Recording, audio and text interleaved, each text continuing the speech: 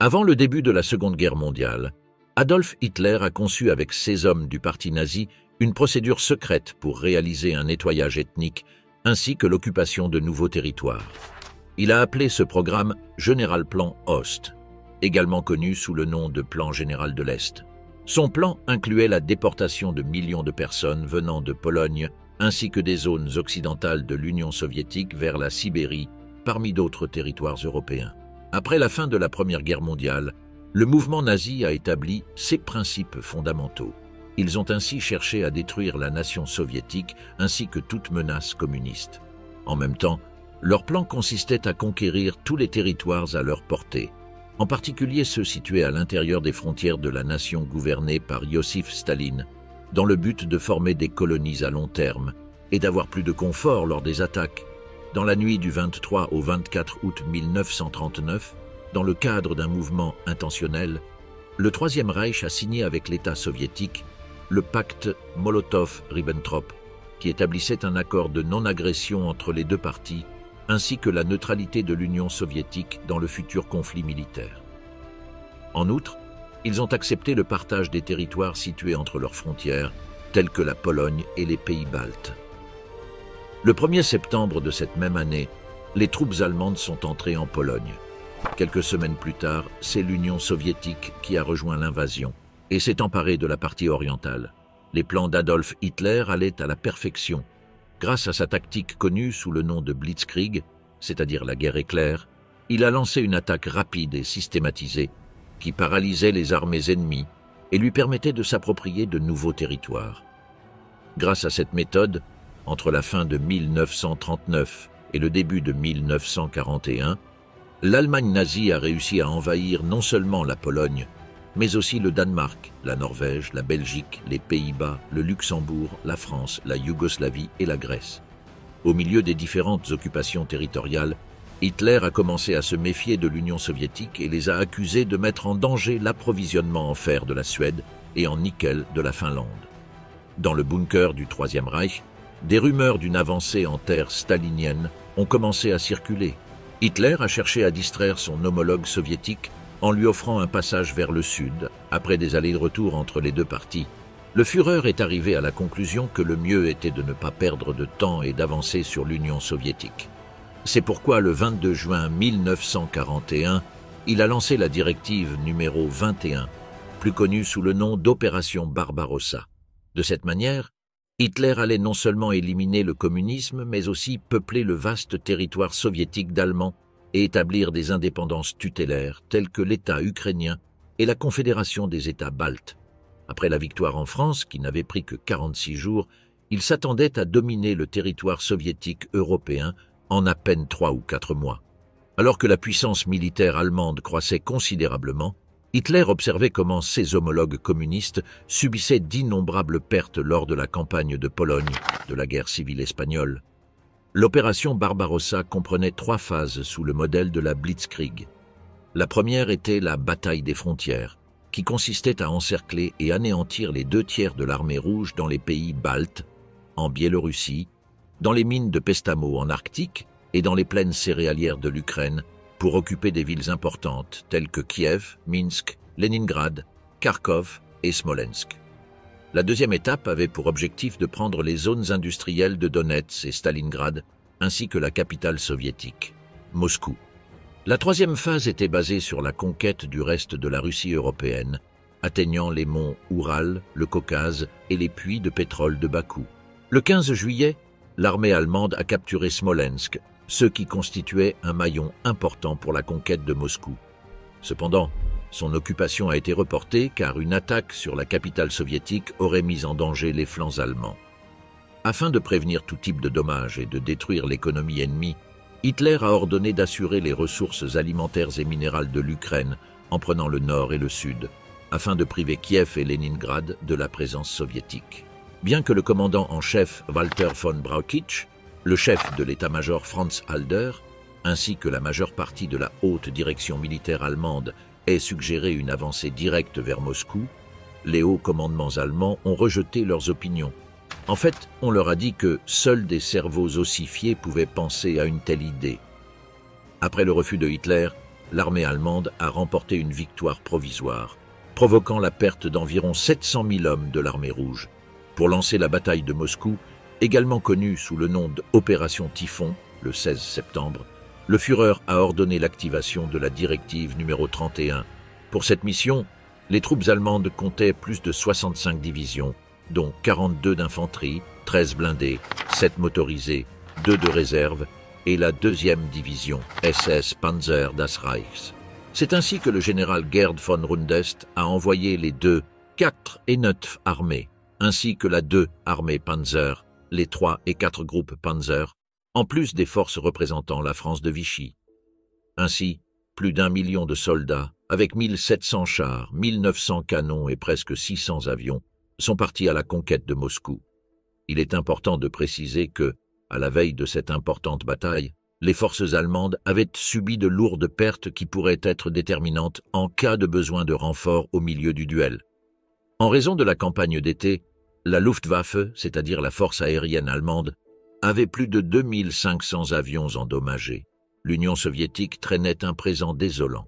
Jusqu'à cette époque, elle avait accumulé plusieurs défaites dans ses points les plus représentatifs, ainsi que la perte d'environ 4 millions d'hommes, entre morts et emprisonnés. Bien qu'à l'approche de la bataille, l'Union soviétique ait réussi à transférer plus de 1500 industries lourdes vers les monts Oural, qui allaient ensuite devenir des pièces maîtresses pour la production d'armement, le panorama semblait défavorable pour les hommes de Staline. Néanmoins, l'esprit de guerre de l'Union soviétique semblait intact. Il est bon de rappeler que, 2 mois avant la bataille de Moscou, la capitale soviétique avait subi une attaque de la Luftwaffe. L'objectif de ceux qui avaient conçu cette alerte préliminaire était de manipuler et de détruire le moral des citoyens de Moscou. Lors de cet épisode, les pilotes allemands ont provoqué plus de 45 000 incendies en territoire soviétique. Loin de réussir leur objectif, la population s'est montrée enragée et Staline a redoublé ses efforts pour affronter le défi imminent. Ainsi, l'armée rouge a pris note des plans de son ennemi et a mis en place une défense basée sur 800 000 soldats, 770 chars, plus de 9 000 canons et près de 500 avions. Sous les ordres du général Alexandre Vassilevski, 3 importantes formations se sont stationnées autour du périmètre de Moscou. Au nord, le front occidental avec les armées 16, 19 et 20, sous les ordres du général Ivan Koniev. Au sud, le front de Briansk, dirigé par le général Andrei Yeremenko, qui commandait les armées 2, Tratat, 15 et 21. Enfin, à l'arrière, le front de réserve du maréchal Semyon Boudioni, avec les armées 21 et 22. Simultanément, un autre groupe d'armées s'est installé aux alentours de la capitale, organisant le district militaire de Moscou, le front de Kalinin au secteur périphérique septentrional et le front sud-ouest de Mikhal-Kirponos au secteur méridional. La planification défensive de l'armée rouge était telle qu'ils avaient même positionné le IR armé de choc commandé par Georgi Joukov en Extrême-Orient pour se préparer à une éventuelle invasion du Japon. L'opération Typhon a marqué le début de la bataille de Moscou le 30 septembre 1941. Les défenses de Staline attendaient la gigantesque offensive préparée par les rangs allemands dans CE qui est connu sous le nom de poche de Vyazma et de Briansk. L'armée rouge a été simplement dissoute par un violent bombardement d'artillerie et aérien. Les panzers allemands ont impitoyablement écrasé les positions avancées ennemies.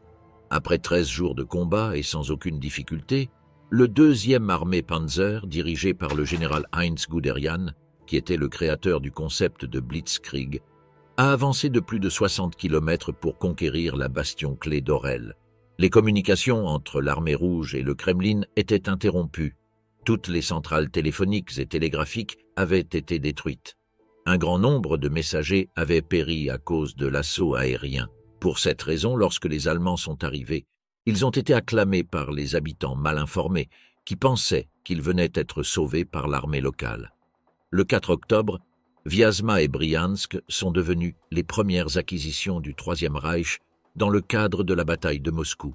Néanmoins, l'avance s'est compliquée pour les Allemands en raison d'un phénomène climatique connu sous le nom de Rasputitsa, provoqué par les pluies automnales qui transforment le sol en marécage de boue.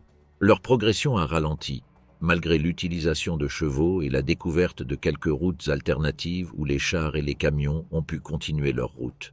Le 7 octobre 1941, les avant-gardes allemandes ont encerclé le front occidental, encerclant les poches de Vyazma et de Briansk. Le front de réserve du maréchal Boudionni a fait tous les efforts possibles pour libérer ses collègues de l'extérieur, mais n'a pas pu éviter d'être repoussé vers Roslavl. Environ 14 000 soldats encerclés ont tenté de s'échapper par les forêts, mais seulement 3 000 ont réussi. Le lendemain, les rangs allemands ont traversé la rivière Ougra et se sont dirigés vers Kalouga. Ce mouvement a empêché les soviétiques de quitter les poches et ils n'ont eu d'autre choix que de résister le plus longtemps possible pour retarder l'avance ennemie vers Moscou. Iosif Staline et ses collaborateurs ont convoqué une réunion d'urgence pour déterminer quelle décision prendre afin de faire stopper l'invasion territoriale allemande. Ainsi, Georgi Zhukov, qui avait été déterminant pour vaincre le Japon lors de la guerre de Khalkhin-Gol dans les steppes de Mongolie et de Mandchourie, a été appelé à diriger l'armée rouge. Le 10 octobre, Zhukov, accompagné du politicien Georgi Malenkov, du général Kliment Vorochilov et du ministre des Affaires étrangères, Vladislav Molotov, se sont réunis au comité de défense de l'État pour apporter des ajustements et des modifications aux actions militaires. Ils ont décidé de reculer le front du nord au sud jusqu'à Mojaïsk, Borodino et Kalinin, dans le but de rapprocher les routes d'approvisionnement et les communications, de dissoudre le front de réserve et de déplacer le quartier général d'abord à la ville d'Alabino, puis à Perkouchkovo. De plus, ils ont décidé d'établir une nouvelle ligne défensive de 215 km devant Moscou, gardée par 90 000 soldats soviétiques dans les secteurs de Mozaïsk, Kalougra, Istra, Maloyaroslavets, Volokolomsk et Podolsk. Grâce à ces mesures, l'armée rouge a pu pour la première fois abattre l'ennemi, qui s'est heurté aux différentes fortifications érigées autour des rivières Moskova, Kolocha, Lama, Loudja et Soukhodrev. Cependant, tout n'était pas de bonnes nouvelles pour Staline. La pire partie du conflit a éclaté le matin du 12 octobre, lorsque l'armée rouge a perdu les localités de Sitchevka et Zubtsov. 2 jours plus tard, ils continuaient à perdre des villes, cette fois Kalinin et Kalouga. Entre le 15 et le 18 octobre, les panzers ont continué à encercler le sol soviétique, s'emparant de Tournigovo, Lotochino, Makarovo, Karagatovo, Maloyaroslavets et Mojaïsk. Le 22, les rangs du Troisième Reich ont atteint l'enclave de Narofominsk, ce qui a constitué un parcours de 250 km depuis le début de l'opération. Le 23 octobre, les armées soviétiques 3, 13, 19, 20 et 22 ont été détruites et plus de 700 000 soldats sont tombés, morts ou captifs. Cela a provoqué la reddition totale des poches de Briansk et de Vyazma. Étourdis par l'assaut allemand, les troupes soviétiques n'ont eu d'autre choix que de reculer les lignes du front oriental à environ 50 km de Moscou, sur un périmètre englobant Novo, Zavidovski et le réservoir d'Istra. Le 2 novembre, Staline a décrété l'état de siège, marquant le début de l'évacuation de 2 millions de moscovites qui ont dû abandonner leur foyer et fuir vers les zones rurales de Kazan et des monts Oural. Non seulement les civils ont quitté leur terre natale pour protéger leur intégrité physique, mais également les membres des hautes sphères, tels que les cadres du comité central du Parti communiste, le comité de défense de l'État et les différents diplomates des diverses ambassades. Parallèlement, les banques, les trésors et les réserves de la nation ont été extraits pour éviter leur capture par l'armée allemande. Le chaos a frappé Moscou. Outre les lourdes pertes militaires causées par l'invasion allemande, un désordre citoyen phénoménal s'est déclenché. Simultanément, un groupe de plus de 500 000 habitants, majoritairement des femmes, poussés par le slogan de la Grande Guerre patriotique, ont érigé une triple clôture de barbelés de plus de 100 km, creusant une tranchée anti-char de 160 km de long et construisant plus de 1400 emplacements pour canons ou mitrailleuses. Tel était l'engagement des citoyens envers la cause soviétique qu'ils ont créé une milice populaire rassemblant plus de 100 000 volontaires répartis en 25 bataillons d'ouvriers. À ce soutien économique et humain se sont ajoutées des organisations telles que l'école du Soviet suprême de la République soviétique fédérative de Russie, l'école de mitrailleuses de Podolsk et l'école d'artillerie et politico-militaire de Moscou. ce n'étaient pas seulement les adultes qui se sont joints à cette cause, mais également des milliers d'adolescents de la Ligue de la jeunesse communiste. L'aide du peuple soviétique a joué un rôle clé, car avec la construction de plus de 600 km devant Moscou et une ligne fortifiée du nord au sud sur Kalinin, Serpukhov, Dorokovo et Alexine, ils ont ralenti de plus en plus l'avancée allemande. De plus, la Rasputitsa a provoqué de nouveaux dégâts dans l'armée du Troisième Reich, car en raison des pluies torrentielles, leurs camions, canons et chevaux se sont enlisés dans la boue, entraînant également la perte de grandes quantités d'essence et de matériaux en général. Les stratégies soviétiques se renouvelaient au fil des jours. Probablement que leurs ressources s'épuisaient avec le temps, mais pas leur créativité ni leur résilience. Ainsi, ils ont mis en œuvre de nouvelles formes d'attaque, telles que placer des explosifs sur des corps de chiens pour qu'ils soient déclenchés près des chars, les détruisant ainsi. De plus, les soldats lançaient des grenades contre les panzers allemands, détruisant plusieurs exemplaires. L'Allemagne ne se laissait pas abattre et, le 14 novembre 1941, elle a lancé un bombardement aérien impliquant 190 avions de chasse et 55 bombardiers. Il s'agissait de l'attaque la plus importante à ce jour menée par des avions. Des centaines de bâtiments et de maisons ont été détruits, causant un nombre dévastateur de morts. Quelques jours plus tard, 300 Panzers ont détruit plus de 50 blindés russes sur le front de Kalinin. Malgré les changements de stratégie et les terribles efforts soviétiques, rien ne semblait changer à Moscou. Un nouveau miracle climatique a apporté une lueur d'espoir à l'armée rouge. En décembre 1941, une neige inattendue a frappé Moscou, recouvrant le sol de blanc. Ce changement climatique abrupt a surpris les deux camps, mais surtout les Allemands, qui n'étaient pas habitués à des températures oscillant entre 28 et 35 degrés sous zéro. De plus, contrairement à leurs ennemis, ils ne disposaient ni de vêtements chauds ni d'accessoires pour supporter les effets de la neige. Des centaines de soldats mouraient et les blindés se bloquaient en raison de l'absence de lubrifiant pour faire fonctionner les moteurs. Les ravages causés par cet incident météorologique étaient tels que les généraux ont demandé à Hitler de passer à la défensive, mais ont reçu un refus justifié par l'urgence de prendre Moscou. Sans possibilité de décision le 2 décembre, les forces allemandes ont entamé leur marche, avançant de 8 km à l'extérieur de Lenino, Toula, Serpukhov, Kaïra, Mordvez et Aprelevka. Cependant, à la différence des occasions précédentes, ils ont rencontré une défense soviétique acharnée, positionnée stratégiquement dans les tranchées. Cela a entraîné la mort de centaines d'Allemands dans la neige soviétique. Après cette chute prévisible due aux conditions climatiques, le 62e régiment de panzer d'ingénieurs a occupé Khinki, un petit village à 16 km de Moscou. Malgré ce triomphe, les mauvaises nouvelles n'ont pas tardé à arriver pour Hitler, car sans qu'il le sache, cette victoire serait la dernière de toute la bataille de Moscou. Fortifiée par les récents événements du conflit, les 3 et 4 décembre, l'armée rouge a lancé plusieurs contre-attaques qui ont réussi à éloigner l'ennemi de Naro, Toula et Aprelevka. Après avoir contemplé la résurrection soviétique, le Führer a fini par raisonner et a accepté les recommandations lui indiquant d'adopter une stratégie défensive. Cependant, une nouvelle parvenant aux espions soviétiques préparait un banquet mortel pour le Troisième Reich. Richard Sorge, un espion soviétique d'origine allemande, a confirmé aux autorités staliniennes que l'armée japonaise ne prévoyait pas de s'engager dans une guerre contre l'Union soviétique en Sibérie.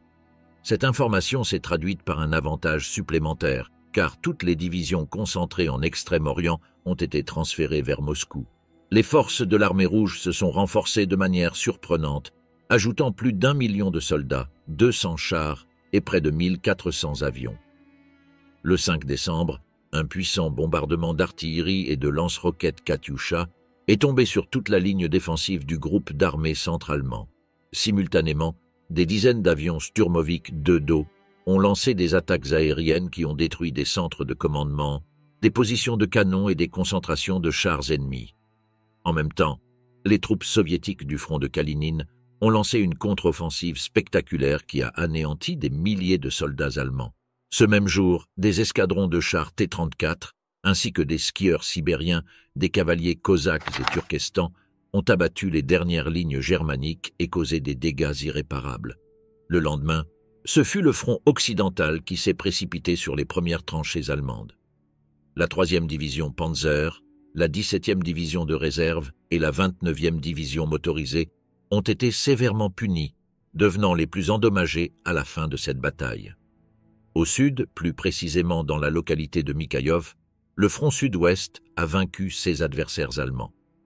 Le 8 décembre, le 2e corps de cavalerie soviétique du front occidental et le 15e armée soviétique ont attaqué les villes de Mikhaïlov et Venez. Ils étaient à quelques secondes d'encercler les forces blindées nazies, mais certains soldats ont réussi à s'échapper dans leurs véhicules blindés. Néanmoins, ils ont détruit environ 70 chars. Ce même jour, l'armée rouge a terminé la libération de Krinkovo et du réservoir d'Istra. Les jours passaient et la tendance ne changeait pas. L'armée allemande voyait comment ce qui avait été une bataille réussie se transformait en leur pire cauchemar. Les villes qu'ils avaient mis des semaines à conquérir revenaient aux mains des forces soviétiques. Les 12 et 13 décembre, la 5e armée soviétique récupérait les localités de Solnekh-Nogorsk et Lin, où un duel féroce contre l'ennemi s'est terminé 2 jours plus tard. Le Führer détestait se montrer faible face à l'ennemi, mais les conditions du combat l'obligeaient à prendre des décisions qu'il n'aurait jamais voulues. Ainsi, les forces allemandes ont abandonné leur stratégie défensive et ont précipitamment quitté leur position pour se replier sur une nouvelle ligne de protection entre la rivière Ruza et la rivière Lama. Le 16 décembre 1941, les troupes allemandes ont été expulsées de Kalinin. 3 jours plus tard, les soviétiques reconquéraient le village de Palachkino. Simultanément, les rangs nazis abandonnaient Toula. La dernière image laissait un sourire embarrassé pour les Allemands, car ils avaient réussi à détruire plus de 20 chars et 300 véhicules ennemis. Par la suite, les troupes germaniques ont fui l'Union soviétique à bord de 102 avions Junker Ju-52 de la Luftwaffe. L'armée rouge commençait une nouvelle année en chassant les troupes allemandes de Moscou et en les repoussant à plus de 300 km de distance. Le 7 janvier, la bataille de Moscou s'est terminée par une victoire soviétique. Au-delà de la récupération de leur capitale, le bilan des pertes était assez négatif. L'armée rouge déplorait 650 000 morts et 630 000 prisonniers aux mains des Allemands. De plus, elle avait subi la destruction de plus de 1000 chars. Du côté des forces du Troisième Reich, ils ont déploré la mort de plus de 45 000 soldats, en plus des environ 130 000 blessés. En termes de pertes matérielles, le bilan était de 1300 chars, 2500 canons et 5000 véhicules. Dans les analyses postérieures à l'affrontement, il a été conclu que la plus grande erreur d'Hitler dans la planification de sa stratégie était de diviser l'offensive en un grand nombre d'objectifs. En dispersant sa puissance, il diminuait considérablement sa force. Étant donné que Moscou était le centre de communication et un centre industriel crucial pour l'Union soviétique, l'armée allemande aurait obtenu un meilleur résultat en proposant une attaque concentrée qui diviserait le territoire en 2 sections à attaquer séparément. C'est pourquoi le report des dates d'attaque de Moscou pour privilégier l'avancée par l'Ukraine et Leningrad est considéré comme une grave erreur. L'Allemagne a perdu 2 mois en raison de ce changement improvisé, et en temps de guerre, ce genre de décision coûte cher. De cette manière, et malgré le début raté, l'armée rouge a eu suffisamment de temps pour élaborer un plan stratégique. En outre, comme nous l'avons dit au début, le Troisième Reich a péché par excès de confiance en pensant qu'en seulement 3 ou 4 mois, il pouvait occuper le vaste territoire ennemi. En raison de son égocentrisme démesuré, le Führer a tenu pour acquis que ses troupes n'auraient pas besoin de vêtements d'hiver puisque, selon ses plans, à l'époque des neiges, ses soldats seraient en Allemagne, avec la victoire sous les bras. Probablement, si l'attaque avait commencé au moment suggéré par les généraux du Führer, le résultat final aurait été différent. Au début de la Seconde Guerre mondiale, l'armée rouge manquait d'un plan de défense cohérent car elle sous-estimait la possibilité d'une attaque imminente. Au moment de l'attaque, elle ne disposait que de quelques effectifs éparpillés le long de la frontière sur une ligne étroite. De cette manière et face à une solide stratégie ennemie, elle risquait d'être encerclée et donc obligée de se rendre. Mais Staline n'était pas un homme qui abandonnait facilement, bien au contraire.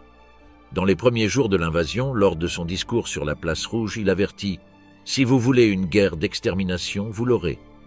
C'était peut-être un avertissement de la débâcle imminente du Troisième Reich.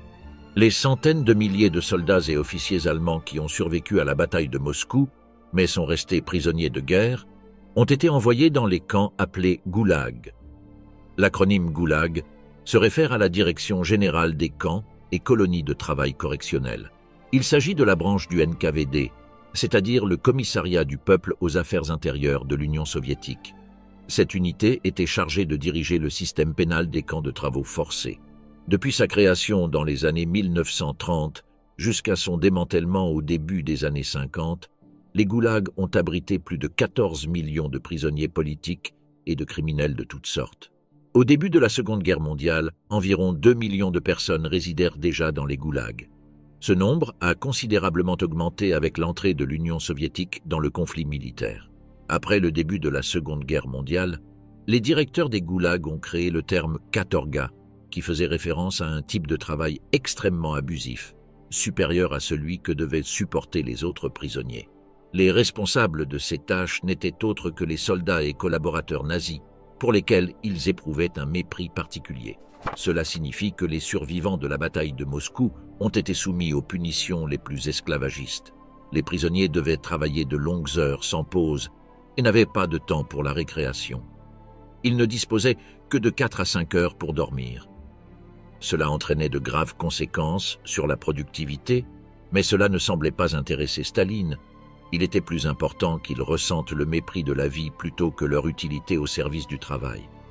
De plus, la nourriture des prisonniers était rare, voire inexistante, en raison du manque de provisions qui touchait presque toute l'Europe.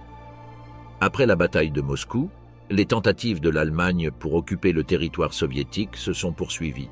Pendant l'été 1942, ils ont lancé une attaque massive dans le sud et le sud-est, où la bataille de Stalingrad a éclaté. Ils cherchaient à s'emparer de son centre industriel et de sa position stratégique face à la rivière Volga. De plus, ils voulaient prendre possession des champs pétrolifères du Caucase pour paralyser l'effort soviétique et s'assurer du carburant pour poursuivre leur plan militaire. Cependant, en novembre de cette même année, les forces britanniques et américaines ont débarqué en Afrique du Nord et Hitler, pour contrer le danger, a transféré une grande quantité de soldats et de matériel qui se trouvaient en territoire soviétique. Quelques jours plus tard, l'armée rouge a lancé une contre-offensive massive à Stalingrad et en moins d'une semaine, ils ont réussi à stopper l'avancée ennemie qui s'est terminée par la reddition allemande le 2 février 1943. Là, l'Allemagne a subi la mort de près de 280 000 soldats, tandis que plus de 100 000 ont été faits prisonniers et ont subi le même sort que les captifs de Moscou. Le 5 juillet 1943 a commencé la bataille de Koursk. Comme la Russie était au courant des plans allemands, il n'a fallu que 11 jours pour contrer leur tentative de conquête. Au moment où l'armée rouge a lancé sa contre-offensive, les alliés occidentaux ont marqué leur présence en Sicile. Hitler n'a eu d'autre choix que d'envoyer un grand nombre de renforts en territoire italien. C'est à ce moment-là que l'Allemagne a commencé son retrait ininterrompu du front de l'Est. À la fin de l'année 1943, l'armée du Troisième Reich avait complètement perdu son pouvoir en Union soviétique et n'a pas pu reprendre l'offensive. Pendant l'été 1944, les forces soviétiques ont mené une offensive meurtrière contre les Allemands en territoire biélorusse qu'elles ont appelée Opération Bagration. Le conflit s'est terminé par une victoire pour le camp attaquant, éliminant complètement l'existence du groupe central de l'armée nazie. Après ce que le peuple stalinien considérait comme une victoire catégorique, ils ont décidé de célébrer de longues journées de festivités. Lors de l'organisation de la célébration, ils se sont souvenus des déclarations publiques faites par les dirigeants nazis à l'automne 1941, qui assuraient qu'ils se préparaient à un défilé triomphal sur la place rouge. En fait, en raison de l'ampleur de l'événement, la présence d'Adolf Hitler était confirmée pour prononcer un discours émouvant et encourageant. Comme l'histoire l'indique, cela ne s'est pas produit, mais les Soviétiques n'ont pas manqué l'occasion de prendre leur revanche. Le 17 juillet 1944, 120 000 résidents de Moscou et visiteurs de tout le pays se sont rassemblés sur la place rouge pour voir défiler environ 60 000 prisonniers de guerre allemands, parmi lesquels se trouvaient des soldats et des officiers. Le défilé a été nommé la Grande Valse, en hommage au film musical américain de 1938. De plus, le concept de valse renvoyait au parcours que les prisonniers devaient effectuer autour de l'anneau des jardins de Moscou, situé sur une avenue circulaire entourant le centre-ville. Bien qu'il n'existe aucune confirmation sur l'auteur de cette idée, Beaucoup croient que ce n'était autre que Iosif Staline. Il convient de dire que la conception de l'opération a été menée dans le plus grand secret. Ni les militaires soviétiques, ni les prisonniers allemands, ni les citoyens moscovites n'ont été informés à l'avance. L'un des rares documents à être parvenu dans le domaine public date du 15 juillet 1944, lorsque Beria a informé le comité de défense de l'État que les prisonniers de guerre seront transportés dans les rues de Moscou à partir de 11 h du matin le 17 juillet. Le public a été informé le jour même du défilé par un avis radiophonique et grâce à une publication en dernière page du journal Pravda. Dans l'annonce, les autorités demandaient aux citoyens de respecter l'ordre maintenu par la police et de ne pas déranger les prisonniers de guerre de quelque manière que ce soit. Ainsi, à partir du 14 juillet, des milliers de prisonniers ont été transférés à Moscou et logés à la fois au stade Dynamo et à l'hippodrome. Pour supporter l'humiliation à laquelle ils allaient être exposés, les Allemands ont été bien nourris et on leur a donné de grandes quantités d'eau pour qu'ils puissent supporter la marche ardue. Chacun des prisonniers était vêtu d'uniformes couverts de poussière, symbole de la défaite subie. De plus, ils ont reçu des ordres stricts de ne pas se laver avant le défilé, afin que le public les voie dans des conditions misérables.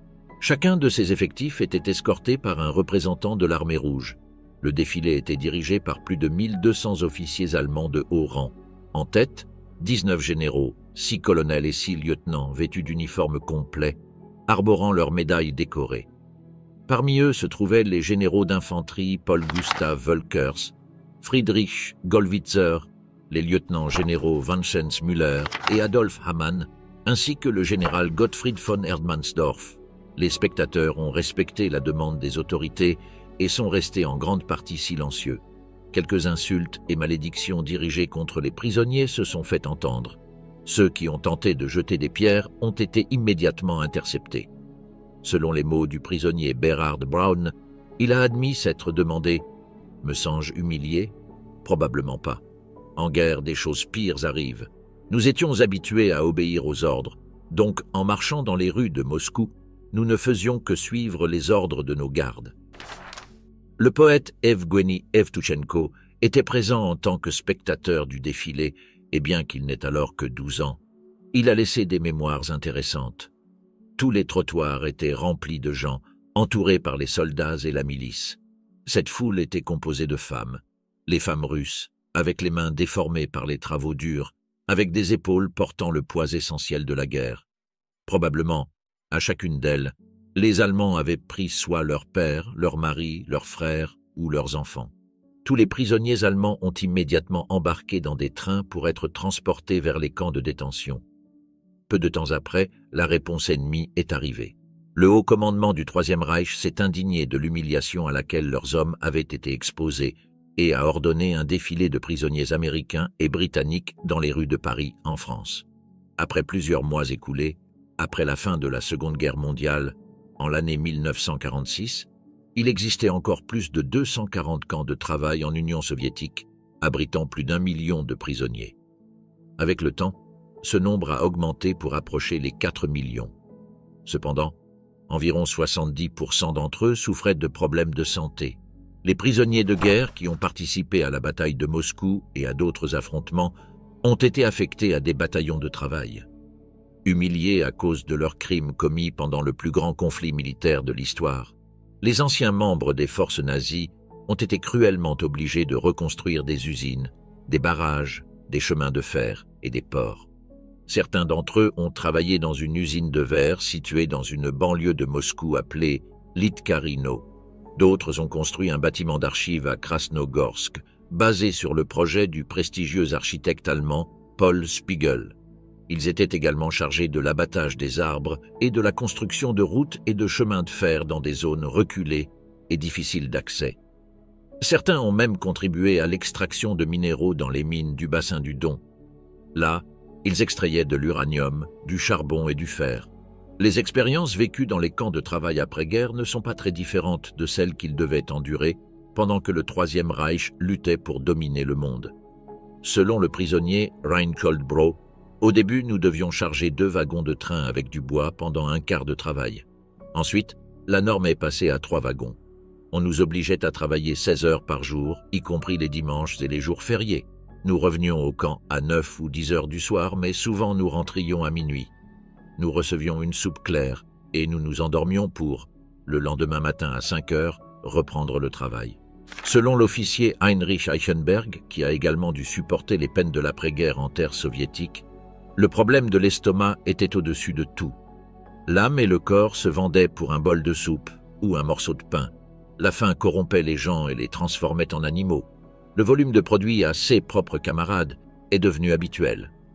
En 1946, le taux de mortalité augmentait par rapport à l'année précédente et approchait les 300 000 personnes. Bien que de nombreux Allemands restaient prisonniers, certains ont eu la chance d'être libérés. En juin 1945, les Soviétiques ont libéré près de 200 000 prisonniers malades et affaiblis. 2 mois plus tard, ce nombre est passé à 600 000. Malgré leur libération, les conditions de transport ne différaient pas de celles d'un camp de travail. Les passagers ne recevaient ni eau ni nourriture pendant les longs jours où les trains traversaient les terres soviétiques. Une fois sur le sol allemand, ils ont été transférés au camp de réinstallation soviétique de Francfort, où ils ont passé les 48 ou 72 heures suivantes. Enfin, les rangs de l'armée rouge les ont renvoyés dans leur localité natale. Le rapatriement des prisonniers de guerre allemands depuis les terres soviétiques s'est officiellement terminé en 1950. Cependant, au cours des 6 années suivantes, entre 10 000 et 20 000 captifs non déclarés régulièrement ont été remis.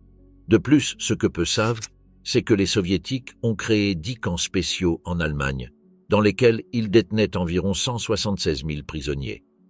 Selon Karl Wilhelm Wichmann, qui a été détenu dans le camp de Torgau, en Saxe, nous ne pouvions pas sortir, nous étions 3 par cellule. On nous donnait à peine à manger et il fallait tuer le temps. À la fin de la captivité, un tiers des prisonniers étaient morts. Ceux qui ont pu sortir sains et saufs avaient interdiction de mentionner les conditions de vie dans les camps, sous peine d'être accusés d'incitation et de calomnie. Après la chute de la République démocratique allemande, des chercheurs ont découvert des fosses communes où ils ont trouvé plus de 7000 cadavres. Quant aux condamnés qui ont travaillé dans les goulags de Staline, selon les statistiques officielles soviétiques publiées en l'année 1956, plus de 2 millions de prisonniers allemands ont été rapatriés en Allemagne. Cependant, certains indiquent que ces chiffres ont été manipulés et qu'en réalité, ils étaient environ 600 000. Sans aucun doute, la bataille de Moscou a marqué un avant et un après dans l'invasion allemande de l'Union soviétique. Ce fut le point de basculement qui a changé le cours de la guerre et a conduit l'Allemagne vers l'abîme total.